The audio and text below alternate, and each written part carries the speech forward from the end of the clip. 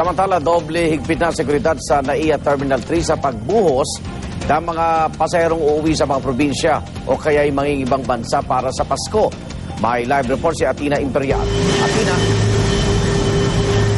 Igan, 5 araw bago magpasko ay abala na nga ang Terminal 3 ng Ninoy Aquino International Airport. Nagsisimula na kasing magsiuwian ng ating mga kababayang magpapasko sa kani-kanilang mga probinsya.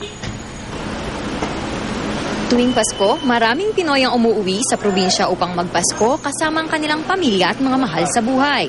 Para sa mga nag-uuwian, ang Pasko raw kasi ay panahon ng pagsasama-sama ng mag-anak.